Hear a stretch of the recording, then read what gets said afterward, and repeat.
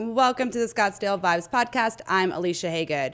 We are right in the middle of summer, which honestly to me is kind of a great time to be here in Scottsdale because we get our roads back. We get our restaurants back. We get to enjoy the city that we love and appreciate so much for us full-time residents. And now I'm excited to talk to one of our favorite full-time residents, Jeremy Mueller of State Farm Insurance. Check in on our mid-year stuff that we kind of forget about during the busy time of the season. So Jeremy, I'm excited to have you back and let's talk about what we can use. It's always fun. I know we're both here this summer too. We were talking about how kind of taking this summer off as far as traveling and vacations to really, like I just said, appreciate the city that 100%. We love. Weekends are a little weird. It is weird, right? I was looking at my calendar coming up and I was like, I had nothing on a Saturday and it kind of freaked me out thinking I forgot to put something there, but I took the pool day. Yeah, there's no FOMO or anything, right? Like, it's great. Yeah. Let's talk about some things that we can do. I know as a business owner, I love to take these mid-time years to when it's slower for business to really check in on things. So as we get ready, what are some things that we can check on, something that kind of with the Arizona extreme weather, what are some things that we can be cautious about when it comes to our home and property to make sure that we're prepared for everything? Yeah, I think the big issue this summer is fire risk. Mm-hmm. Everyone's very concerned. Insurance companies, fire department, it is real. We're supposed to get some very hot temperatures, and in the right environment, winds and someone doing something, it can be bad. So what I'm doing is just kind of prepping the house a little bit, just doing a lot of fire mitigation. It's not fun. It's not fun to pay for, but your landscaper can usually take care of a lot of that. And just being smarter about stuff that you kind of take for granted during the year. Yeah, exactly. One of those things we kind of take for granted is our pools. Everyone has them, or most of the people have them. We always talk about safety first. Over the years, you and I have really dug into this. Insurance-wise, what's so important about having a pool fence, not just safety-wise of protecting people from drowning, but what does that mean for us when it comes to our homeowners insurance and stuff? Yeah, luckily we're pretty lax out here because usually when the kids are older, you get rid of the pool fence. So just small kids, it's imperative. You have to have that. You have to have some type of pool alarm, safety feature, that type of thing. Yeah. But it is important, especially if you leave for the area, you do have kids in the neighborhood. I'd love to tell you to lock the fence, but we used to just hop the fence, right? So you're like, it didn't work for me. It does help. You did your job. But it's not going to keep them out. Yeah. And the reality is that really doesn't happen. And where we see our pool accidents is parties. Uh-huh. So, there's a big one going on in Phoenix right now, right? That a high school graduation party involving alcohol. But so parties are the biggest one. Be careful. Yeah, be careful with parties. Yeah. I'm more concerned about the parties than I am about leaving the pool unattended. That makes sense. Yeah. That is what's happening. Speaking of leaving unattended, we go on vacation. Now's the time to leave. How do we prep our home, but how do we prep ourselves for vacation as well? I know everywhere we go, we're renting cars, Airbnbs, etc. How do we work with that while we leave our home safe as well? Yeah, perfect. So there have been some incidents in Scottsdale about some recent break-ins and stuff. So you do want to make sure, it's very easy to get like timers on your lights. Ring cameras are great. Just be diligent on that stuff. Actually turn on your alarm when you leave. If you're like me, you have an alarm, but you sometimes forget. Stuff like that. And then on the rental car thing, it's just important to talk to your carrier just to make sure if you are renting a vehicle, these carriers are rolling back coverages left and right. So you just want to make sure that car coverage extends because there are some limitations on there. So if you're renting for 60 days, you may not have that coverage. Typically, you're only covered for 30 days or 21 days. So you just want to make sure that you've got the right coverage there. Let's talk about rental cars. Do you suggest, like they always try to sell you on their own car insurance versus yours? What is your take on that? It's 50-50. Sometimes I recommend getting it through the carrier, through that rental car company, especially a new driver, new town, that type of thing, so it doesn't impact your record. If you're experienced, you're post 30, you probably can just go with your carrier's coverage, and then there's some endorsements you can also add to give you extended coverage there. Okay, good to know. So read the coverage like we always say. Yeah. Jeremy, what are you looking forward to this summer? I know we kind of kept it low key, but this is the first July I will be here, so are you okay? I'm totally fine. And look forward to what the Princess has going on. Yeah. Proud sponsor. I was about to say y'all are sponsoring that too. So with the Princess. And so we look forward to that. And then, so it'll be fun. I got to be honest, it was a little Walking Dead-ish on Pinnacle Peak this past weekend. But enjoyed it. But I liked I liked it. I do too. I liked it. I know. So I'm appreciating the mornings in the desert. I'm appreciating the evenings in the desert. We were just talking about that, my producer Betsy and I, about how like I'm waking up early just to enjoy the mornings with coffee Mornings are quietly. beautiful. They're my favorite Yes. right now, so I'm Yes. totally down. Well, we're going to thank you so much, Jeremy, for all you do. We're going to take a short break to when we come back, we're talking about Musically Fed and how our local organization here in Scottsdale is taking leftover food from all the concerts to really donate to local causes. But as you just heard, Jeremy Mueller is going to have a great summer here, and I hope you do too. But check your insurance policies to make sure everything is right and tight. Living in Scottsdale means knowing the value of community, and that's exactly what you get with Jeremy Mueller Insurance. Giving back to the community is a top priority for Jeremy and his team. He's been serving local families and businesses for more than 25 years, helping with home, auto, life, and business insurance coverage. With 3 convenient Valley locations, help is always close by. To learn more, visit jeremymueller.com or give him a call at 480-515-5223. Today, we're joined by Maria Bruner, a founder of Musically Fed. It's a Scottsdale-based nonprofit with a very simple but very powerful mission, mobilizing the music industry in the fight against hunger. We've all been to many, many concerts. If you haven't, you're missing out. But we've all know that the waste that the food can bring to a concert. So since launching in 2018, Musically Fed has partnered with artists, promoters, venues, and volunteers across the country to rescue unused backstage catering and redirect it to the local nonprofits that serving people experiencing food insecurity. So the organization has donated hundreds of thousands of meals nationwide, including more than 315,000 meals right here in the Phoenix area. So Maria, thank you so much for joining us on the podcast. I really just want to start in the very basic term of what inspired you to really connect with the music industry when it came to hunger and relief, and how did those two causes come near and dear to your heart? Well, I've been working in the music industry for 32 years. Okay. So I already had that going for me. Yeah. And had worked with different tours. I was very lucky in that in my career I was supported as a woman to be a woman exec, so was sitting in a pretty good place to be able to do something. My husband was a Vietnam vet, Okay. and eventually, I didn't know him during that time, but eventually it was what his demise was. Mm-hmm. So I just felt like I needed to learn more how we could support them because I thought they were really supported. That's not the case. But one of the things I did learn is I went to a place called the Mana House, which is just one of the better places here, and saw a great kitchen, a walk-in refrigerator, a walk-in freezer, and went, and moldy bagels. You had me until the moldy bagels. And I thought, we can fix this. And at that time, U2 used to come here and rehearse very quietly at the arena and then do their first 2 shows. So they were coming, and I called their production manager, a wonderful guy by the name of Jake Berry, who also lives here. And I said, Jake. And it was like, what? More work? And I went, no, I'm going to be there. Just please, can we make it that catering has no choice? They have to do it. And then Live Nation was the promoter. Oh. And at the time, it was a wonderful guy by the name of Terry Burke, who is now vice president for the whole area. And we partner with him on every show that we want to throughout the Southwest, which has actually led to partnering with them across the entire nation. So we're very fortunate. But that night, or for a couple of nights, catering did. I will say it's a learning curve, right? Yes. Catering did package things up. And then a guy by the name of Ralph Marchetta, who was manager at the time and now is at Desert Diamond. In fact, he runs, I think, a lot of venues.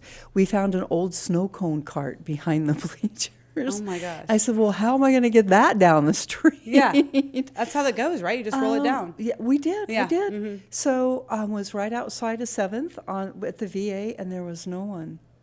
And then there was. It was like a field of dreams. Wow. They were just there. Yeah. Wonderful people. Really wanted to feed their dogs. Were more interested in that. And that led us to moving it. We went to the Mana House and said, got to move this inside. Yeah. And so for, I would say, the next 4 years, we would take unused catering from several shows to the Mana House, and they would use it the next day, freeze it sometimes, and then we started working with another place called Victory Village, which is a great vets organization as well, and then met all the wonderful people at St. Vincent de Paul who we work with. So we're working with 12 entities here in town. This organization, like when you think about it, we're in 2026, it's 8 years old. Like it's crazy what you've done in 8 years to grow so nationally. You kind of dove into this. So basically it's written into the caterer's contract. You have to donate it. Let's talk about this donation food. It's not I assume, and please confirm, it's not half-eaten plates. It's not leftovers in that sense. So what are we saving from these meals to really feed others? Because I want to distinguish that. No, like it's important because scraping off like I hope not, right? Like I love it. I was just at CMA Fest in Nashville, and I called Matthew 25, another really good veterans place. He goes, Chef Mabel's going to be so excited because obviously this food is for the band and the crew and the local crew. Okay. So it's good. Yeah, it is. And more it is nutritious, healthy, and tasty. Anything that, when you go to a buffet, that's called the line. Right. All the food's put on the line. Any food that is left on the line when dinner is done, we don't take. Right, okay. The crew in the building is welcome to come in and partake. But all good caterers have backups in things called Cambros that keep it hot. Or they store what needs to be stored in a refrigerator to keep it cold. That's what we get. Okay.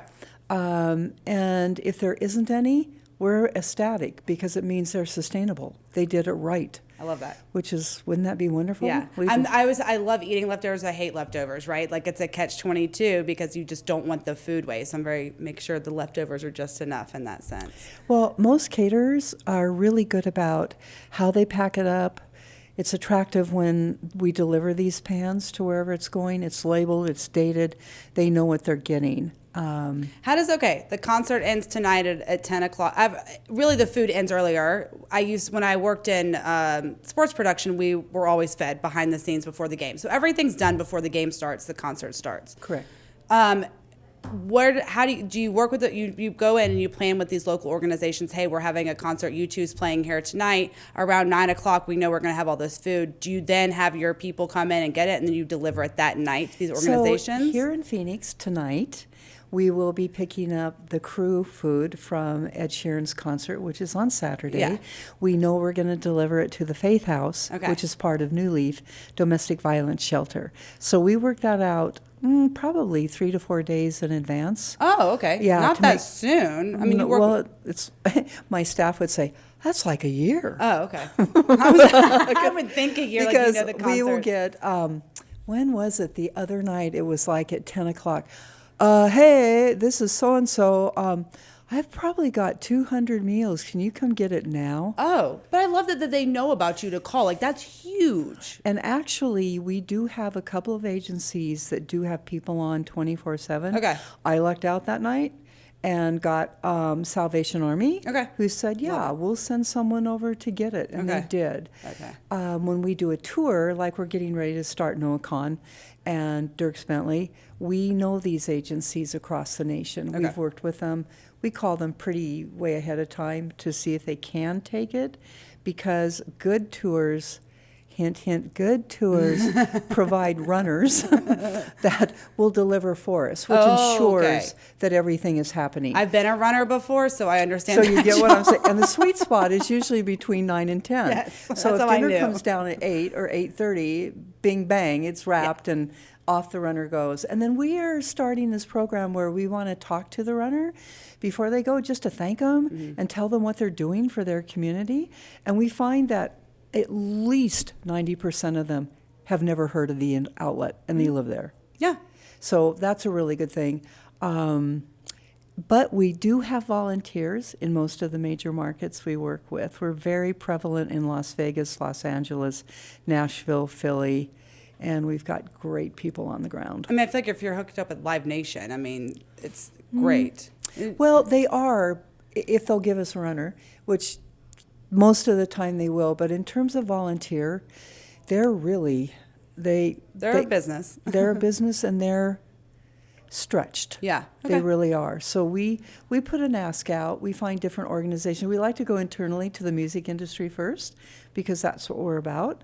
And hopefully we get some people there. But sometimes it's somebody knows somebody who knows somebody. Yeah. That makes sense. Hey, I've said everything in life is who you know at the end of the day. It is. Let's talk about the purpose and how you started right here in Scottsdale and how we still have a need for this here in the Valley and how, gosh. We are a massive concert hub. We have many musicians. If you've kind of dropped some names that live here, I really want to, let's talk about the home base and how you started here with that need, and then you found the need obviously is national. Well, it was really interesting because after U2, I got a call from the Messina group who said Kenny Chesney is doing his stadium tour for the first time, and we're going to be at Chase. Could you do this? And I went, do you... You have to say yes. I mean... I said, who's your caterer? Do you have private catering? And he goes, yes, it's Tour Cats. And I went, I love Audrey. So I knew Audrey, and she bought into the concept, as did all the artists for that particular... They were there for 4 nights in terms of load-in, rehearsal, doing the show, etc. And that caused the promoter to say, call a couple of days later and go, can you do this in Dallas? And I went, really? That's all? Oh, sure. When? Tomorrow. Oh. But honestly, I don't think if we had that challenge, I would have learned how to put the mechanism, because there's now 4 of us doing this all day, every day, to just ensure that tours and events. And so have you heard of Ennings Fest or Extra? Yeah, of course. Well, that's C3. We work with them and have since day one to do Musically Fed. Consequently, we do Lollapalooza and 6 of their other festivals nationwide. But they know how important it is to us here in Phoenix. They do. And that's M Culinary is the caterer for that, and they're great. The need, let's talk about the need for a moment. I don't know that all people of every persuasion understand the cuts that have happened, and that tariffs and inflation have really hurt a lot of really resourceful industries. So every Saturday from 10 to 1, we bamboozle musicians and other people to come help us at Resurrection Street Ministry. 4 different semis pull up with food. We pull it off of pallets, we separate it, we put it into boxes so that people are in need. They get dairy, they get produce, they get fruit, they get protein, they get chicken, they get meat, they get yogurt. That's huge. And we try to feed them for a week. That's huge. Yeah, it is needed. I and the number has tripled in 8 months. I can only imagine. I was listening to a podcast earlier about really the starvation issue of the rising cost of life and how that's where we're seeing, when a mom says, effect. I need to buy pull-ups. Sorry, but we're not going to do lunch because I need to buy pull-ups. And here's the interesting thing. We meet so many of these people. I love our seniors, love them. They work. They're industrious. Yeah. They're good people. They're educated. They just can't afford this as it keeps going. We're very lucky to live in such a giving community, I think, in that sense. At the beginning, you mentioned some of the local organizations here that you've worked with. Talk about the benefit of them and how they've helped you expand as well, and how we can help work with you and them at the same time. I love that. So we have 7th Street Pantry, which serves the vets on the street and at some different churches. They're amazing. In fact, Shamrock has invited us to their Crave, which is coming up. and everything that's left over from the Crave, we are going to take to Ginger at 7th Street Pantry first. What's left over will go to the very cool Salvation Army right there on Central, because they house people and really teach them really good benefits of being good adults and responsible, etc. We do also work with, as I told you, the Faith House and, excuse me, I apologize, Salvation Armies, St. Vincent de Paul, and then we've got this great organization called Phoenix Native American Connect. Unbelievable. They're veterans. They don't have to leave ever. They believe in honoring their sacred spirits. So if they get into one of their facilities, they can stay as long as they want. And they have really great dining rooms and chefs and so on. So after the next Mercury game, we get all of the sweet food. We get all of the club food. We are so blessed by that arena. I mean, that's a basketball game. That's not even a concert. We do this. Everything in that sense. We do. We do the Raiders at Allegiant. Yeah. So it really is all quality food, and we try to connect them with the programs so they feel an affinity. We'll bring a couple of guests in who said, oh, you fed my family a year ago, this is what happened, etc. So they can see the benefit of it.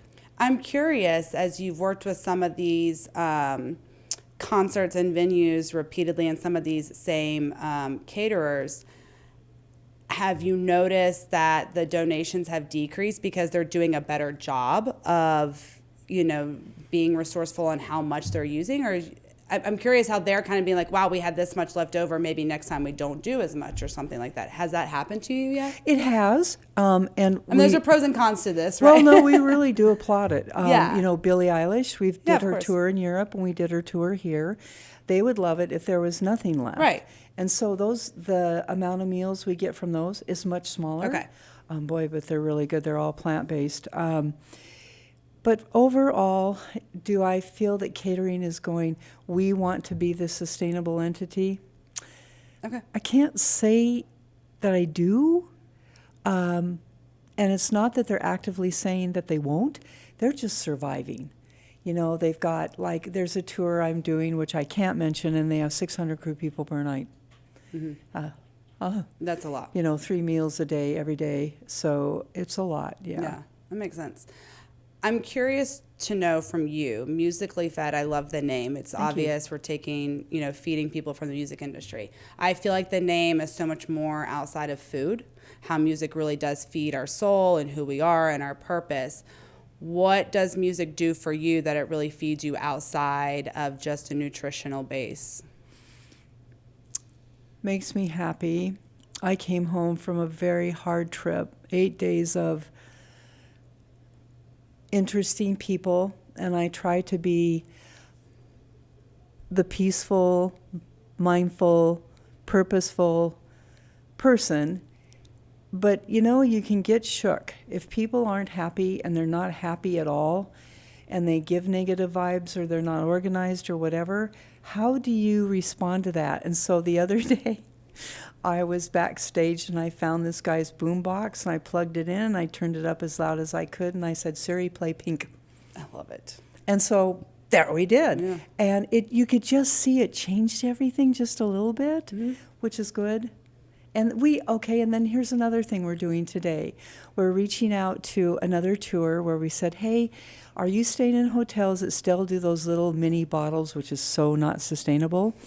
But we do have a couple of veterans organizations that put them in backpacks, and these guys rely upon it. Yeah. So we do Wilco, the band Wilco. They're of course. They're the best. They are great. Yep, they are. So they'll collect all that. Yeah. And they'll collect their bus trail mix and things like that, etc. Do you work with the Thunderbirds and the other organizations around here for the Waste Management Open and all that kind of stuff for those big events? We did for the first time this year, but I will say it's because of M Culinary. Yeah, that's why I asked. Because they made sure we got a bit. We could do more, but they've got a bigger partner that they work with that gets it circulated. Okay. I think at the end of the day, we can both agree that's, making sure the right thing is done. Oh, absolutely. I'm curious to know one last thing. What is your favorite Scottsdale vibe? Oh my gosh. Have you guys been to the Western Museum? What do they call it? Yeah, the Spirit of the, we've had them on the podcast. Oh, yeah. They just did a massive expansion and stuff too. I had no idea. And how long have you been here that you didn't know I'm from about Montana. Okay. My dad's ranch got flooded out. We moved to Phoenix. And then my dad worked for the Navajo Indian Reservation, and he worked for the tribe. Oh, so you love this So I grew up there. I do. And so I got to see, when it was time for me to go to high school, my mom went, you are going to Phoenix, which I would have changed that if I could have. So it was in the days when the Artichoke was still at Scottsdale, and it was still open, and Arcadia was open, and Camelback was open, and those were the big high schools. So I got to see where Chaparral was a gravel road. When you drove to Chaparral, that was it. Yeah. If you wanted to go out to Pinnacle Peak, take your Jeep. Right, right. Take your ATV, exactly. So I just love that part of the spirit of Old Town is being kept. I do. I love our museums. If you really think about it, Phoenix Art Museum, it's one of the tops in the world.